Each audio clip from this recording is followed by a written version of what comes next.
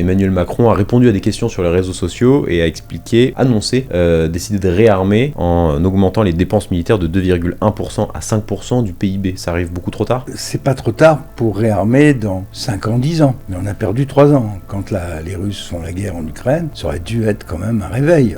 Macron et d'autres ont prétendu qu'on était en train de réarmer, mais comme toujours, on s'est noyé dans l'incantation, les mots, l'Europe, la défense de l'Europe, la défense européenne, la souveraineté européenne, Bruxelles va faire ci, Bruxelles...